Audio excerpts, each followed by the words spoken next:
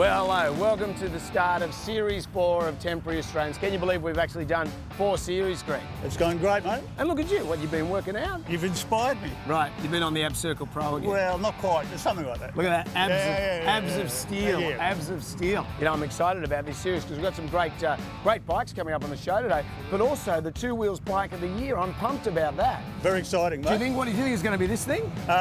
Could be. What else is happening? Well, we're going to Tamworth for the last year's HOG Rally. Yep. It was brilliant. Golden guitar, golden Harley, what more could you want? I'm looking forward to it. The show starts now. Also coming up, Jonesy discovers a uniquely named cafe racer called Nutbuster. We discuss Doug Chivas' impact on sidecar racing. We also discover why real men wear pink. A bad Yogi. He explains to us why there's so many Yogis down in Tasmania. And we discover Phil Parker's solution to last-minute repairs at motorcycle drag racing.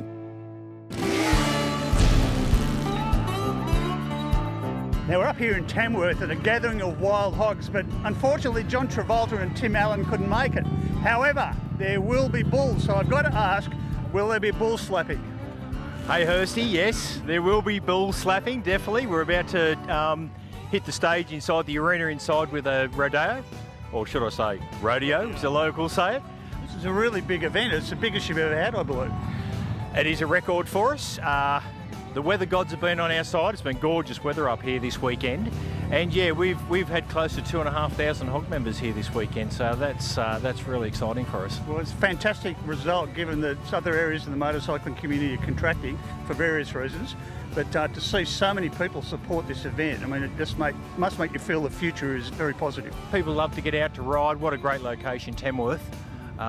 You know, it's very central location from Victoria, South Australia, from Queensland, from all over Australia. We've had riders come in, so you know, we're just here to have a good time and have a great ride on the way. What's been the reaction in the local community? Fantastic. I mean, the police and all the local community, they just love it. They're already saying to me, can you come back next year? It's always a good sign. Sure is. Have you warned them about 2,500 bikes riding through town? Yeah, you know, I'm not sure they've grasped that concept yet, but they're about to tomorrow morning when there's over a couple of thousand Harleys rock through the main street of Tamworth. So it's going to be a spectacle, and you know, there's going to be a lot of mums and dads and grandpas and grandmas and kids out in the streets. So they're really excited and pumped by it. So it's going to be a great event. Last night we were here for the official opening. And it was really interesting to see the band that you had afterwards, Screaming Eagles. Yep. All riders and all passionate about motorcycling and music and combining them. You bet, they're a good bunch of guys. I mean, they're out the road a lot. They just did a gig in Sydney at one of our dealers at Fraser's on Thursday night. Jumped on the bikes, jumped on all their Rushmore bikes and rode up here yesterday, set up on the main stage and just entertained the audience that you know, the atmosphere was just electric last night.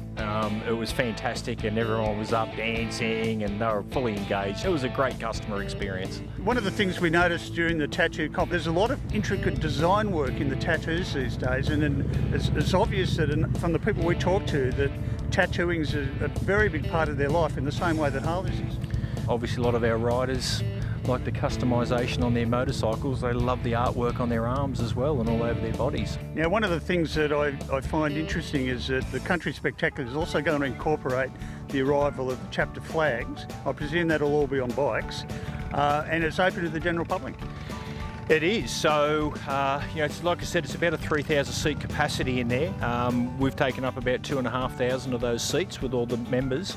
And then we've put out 500 tickets to sale to the general public, and they've pretty much been snapped up in 2 days. So yeah, it's going to be a really great show. So we've got a lot of, you know, horsemanship there, you know, whip cracking. There's cattle dogs going to be running around, and in the middle of all that, there's going to be bikes integrated into the whole performance. You know, the horses are unbelievable in you know, the warm-ups to this. You know, we had the Harleys in the main arena with all the horses, and the horses just like they're not even there. They're so well trained, amazing to watch.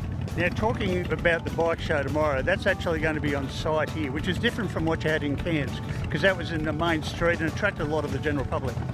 Thunder Run's going to start from here, end from here, and then we'll have the show and shine inside, and all the general public's going to come in and take a look at what we're all about. they've attracted a much bigger turnout than previously. This is their biggest ever National HOG Rally. I think that bodes well for the motorcycle culture, but there are other sections which are doing it tough.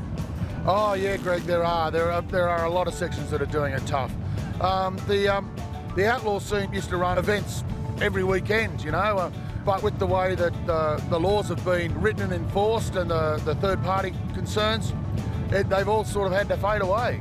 This is really, really good. The venue's spectacular, and the show last night was brilliant. I thought the skit about the policeman was the best I've seen. Yeah, that was brilliant. Yeah. Now they're saying that this is the biggest ever National HOG Rally. It's quite encouraging, I guess, after all the difficulties around the country with motorcycling. There's such a big response. Yeah, and kudos to them. Everybody that's been here. I have not had, and pardon my French, I have not had an idiot. They've all been brilliant, and if you're out there watching this, well done, mate. Unreal. Imagine you get a CB250, a 2001 model, just a modest motorcycle. You take it away and you put it in a cocoon, and then that cocoon metamorphosizes, and out of the chrysalis comes this. What manner of evil is that? Hello, Steve. How are you? You're from Sydney Cafe Races. Yes, I am. And what is that? What have we got? We've got this. We do. It's called the Nutbuster. We set ourselves a challenge. We took part in the Deus bike build-off, and rather than actually build a bike within the 3-month time that was allotted to us, we set ourselves a challenge and built it within 24 hours, the day before the event. In fact, we finished it in 22 and a half hours. So you've got 3 months to build the bike.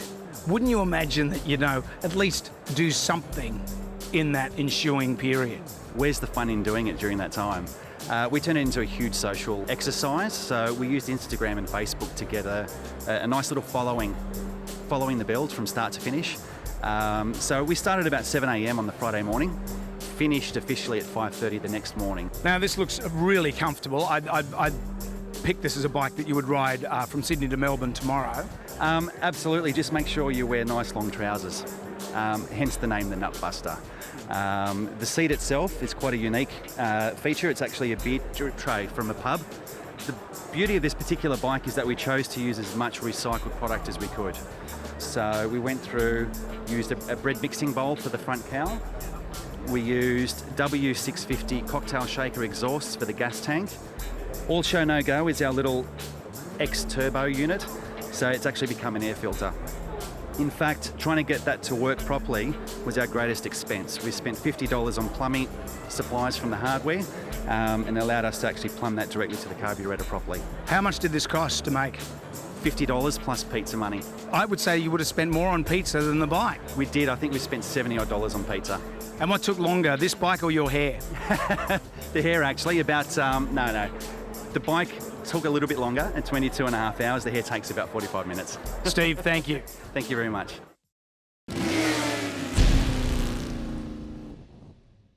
Now, Maddie, how long have you been riding sidecars? This is my 5th year. So how do you find it? Is it different from riding a solo? Oh, very different. It's 3 wheels and 2 people. It's a team effort. You can only go as fast as your passenger lets you. Now, I understand you've had Doug Chivas too as your partner. Yeah. Did my apprenticeship with Doug Chivas, and he taught me a lot as a passenger to eventually take the handlebars, which I have this weekend. Is he a big player in sidecar racing?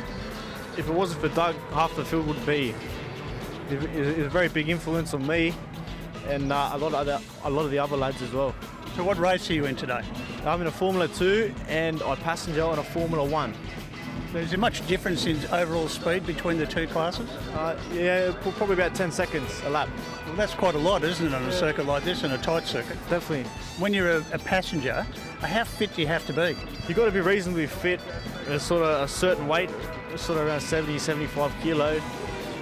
It's more the way you time your movements to make it easy on yourself.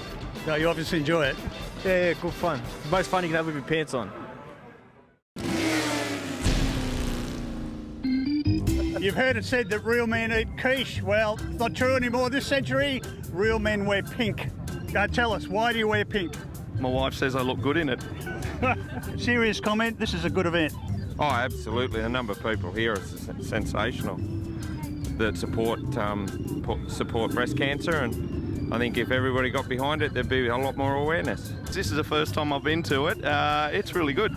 Surprised at the turnout and looking forward to the rest of the day.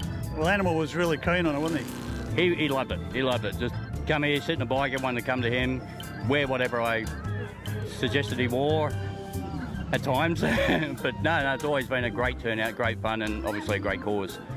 You've come to this ride before? No, this is my first time. So you're relying on your mates telling you how to dress? Absolutely. Actually, the wife dressed me today. Di, tell me the truth. Real men wear pink? Oh, yes. Real men wear pink. You look good. Yeah, wait till my wife sees this. I'm going to have a lot of fun at home, I think. Now you just fit in with everyone else and all the other men. Yeah, there's a lot of them wearing pink, wasn't there? Oh, there is. And as I say, it's the one day a year where they can all dress up in pink and they love it. Now, Yogi seems to be a very popular name down in Tasmania. Must be something in the water? Oh, I don't know about that. There's 7 of us down there as far as I know, but there's only one that's got a Harley, and that's me. Tell us about your bike. The bike I've got's an old 1989 model standard Softail. When I bought it, it was standard, had been sitting in the shed for 15 years untouched, and I guess I pulled it apart and got some paintwork done, put bigger tanks on it. I get 500 Ks out of a full tank on a ride. I get 23 litres in it. Latest modification, Springer front end, plenty of chrome, just keeps coming. It's really interesting noticing some of the bits that clearly aren't standard Harley parts. You've got to be different, don't you? There's a difference between having a checkbook motorbike and having a motorbike that you build yourself. Well, it's certainly got that personal touch, hasn't it? Well, I was overseas on family business and I attended a few of the custom bike shows over there and a few of the custom shops, and I've seen some stuff there that I hadn't seen anywhere else. Rocker covers, a few other bits and pieces. Your little skull that sits on the front of the headlight. I had to pop rivet them down because I had one stolen at a bike show last year or the year before, so I've got some new ones and pop riveted them on, and just little finishing off touches here. So tell us about the bike. These days it runs a full Puma motor, so 1425 cc's, supercharged, fuel injected, running 85% nitromethane, 15% methanol, 6.2 to 1 compression, around 36 to 42 psi of blower boost. On full throttle and second gear we burn 1 litre of nitro per second, and it's a lot of fun when it happens. Top speed? Top speed for us has been 209 mile an hour, so 333 k's. Phil, you've had a lot of trouble with this bike. The tune of the motor and the motor running itself has been fantastic.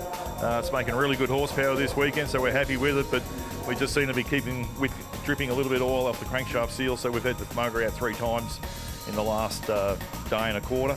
Well, it's good having a team of people to help you work on this. Imagine if you're 1 or 2 people, this would be almost impossible in a competition time. Yeah, look, you need a really good team behind you. The guys are fantastic. You know, they take basically their whole leave every year off just so they can drive to and from racetracks. But it's a lot of fun. It's these guys have been with me for a long time, and it's an awful lot of fun that we have at racetracks and travelling to and from racetracks. So how does it feel when you're actually grabbing on for dear life, I guess, flying down the track? Like spooning with an Exocet missile. It's an awful lot of fun, but you know that it's also awfully dangerous. It can hit you at any time. Then you get through the finish line, shut the motor down, and then the really interesting part starts to happen where you've got to try and pull it up from 330 k's, and that's the most dangerous part of the whole race. I guess that's where a lot of drag guys would be praying when you're trying to stop the thing. Absolutely. You need everything working for you, I tell you, when you're trying to stop sometimes. So yeah, it is the most dangerous part of it, and you need everything going for you for sure.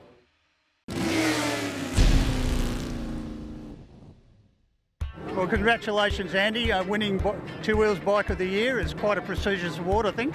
Yeah, we're really pleased. It's always really, really nice to receive an award from such an important magazine.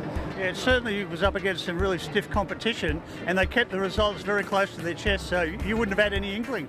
We always have high hopes, and I think what was particularly pleasing for us with this award is the criteria I think they had was quite specific.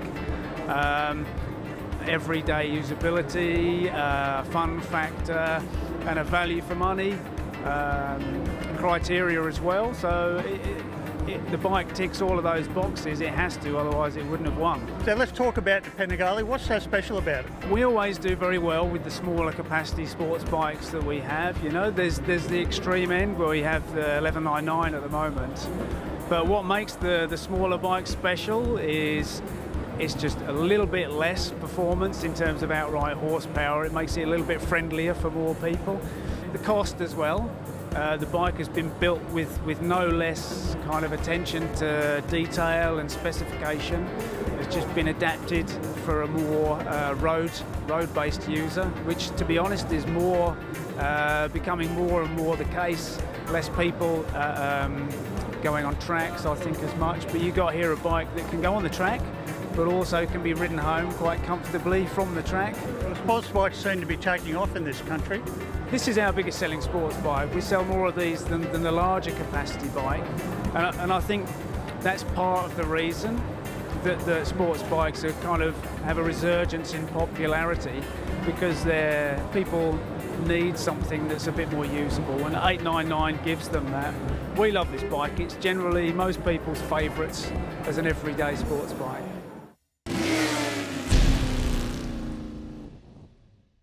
You ever wonder what the wild hogs do when they go away for a weekend?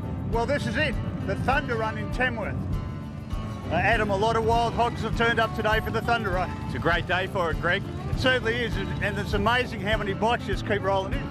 I know, you just think when the car park's full and then another chapter from somewhere else turns up and there's another 20 or 30 or 40 bikes, so it's a great day though. How many are you expecting on the ride? Oh, look, there'll be close to 2,500 motorcycles on this ride. You know, a lot of local community come in for it. We're going to go down Main Street at Tamworth, and all the mums and dads and grandmas and grandpas will be out, and the kids will be waving at the bike and looking at the spectacle of what it is, so it should be good. I don't think anyone will be asleep. I think everyone will hear the bikes coming. Yeah, they even woke me up this morning a couple of hours ago, I've got to admit. So, yeah, no, they love the sound of the Harleys. That's what it's all about for us.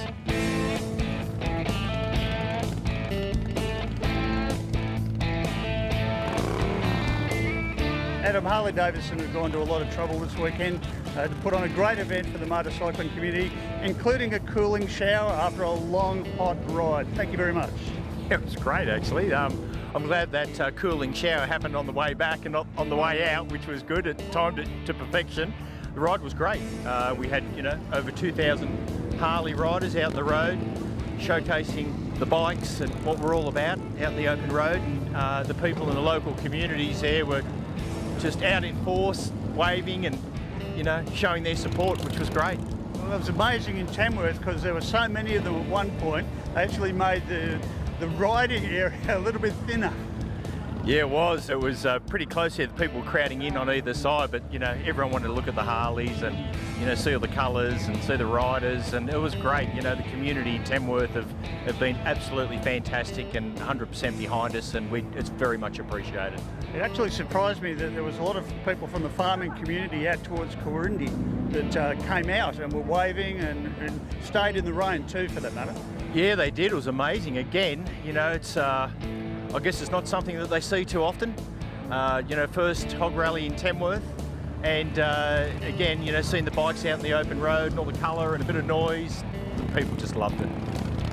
It's actually been an interesting experience for me, having filmed two of these now, and seeing the reaction of the general community, because I think, particularly in the last few years with so much pressure on certain parts of the motorcycling scene, I think people haven't realised just what a big impact the National HOG Rallies have on the general community in regional areas and in the big cities.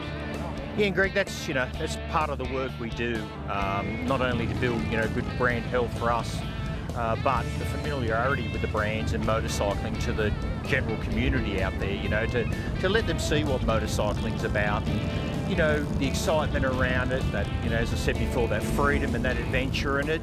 You know what I mean? It is a great thing for motorcycling, and that's why we put it out there, and the more community involvement we have, the better it is for everyone on two wheels. Well, you can see by the families that have come to look at this bike show that it has demystified for a lot of people the motorcycle culture. Yeah, definitely. I mean, we've got a great mix of people. There's a lot of families, there's mums and dads, there's tons of kids, and as I keep saying, the dream starts somewhere, so, you know, they look at the bikes and they see that. You know, I've heard stories from riders that have come in, they say, oh, you know, I was 12 years old when I first saw my first Harley, and I thought, I'm going to own one of them one day. And then 20 years later, they're in one of our stores buying a bike, telling us about that story. So it's great. That's what we're about today, just letting the general public experience what we're about and showcasing the brand.